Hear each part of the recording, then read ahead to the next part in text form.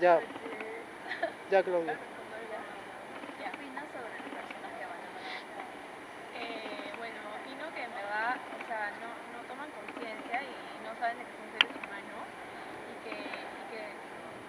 que tienen importancia igual que todos nosotros, entonces obviamente está mal. ¿Ha sido indiferente al verlos en las calles? No, siempre que veo algún animal, en verdad, me siento demasiado mal. O sea, veo animales sueltos, animales así en la calle, me siento demasiado mal. Y me da cólera que los dejen, o sea, que a veces hay personas que tienen perritos o cualquier animal y como que en verdad los tienen en verdad para, no sé, ni siquiera los cuidan, o sea, como que los dejan sueltos, no los protegen o los dejan y lo abandonan.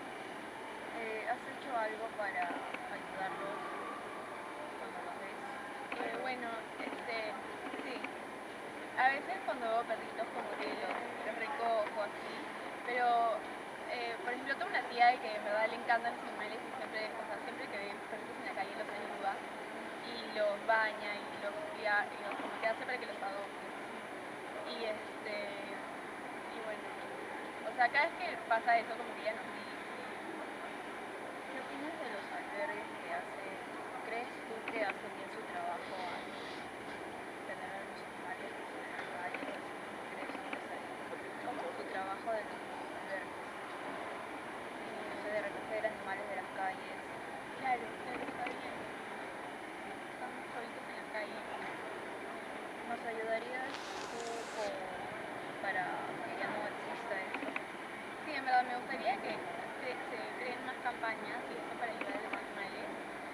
Bueno, mi tía, como te dije, tiene una, o sea, tiene como que una campaña y eso, pero, o sea, claro, deberían de haber más para que, ¿En qué forma nos ayudarías? digo, bueno, tratando de, o sea, que se expanda más eso y que se puedan crear más campañas, no sé, o tratando de concientizar a las personas.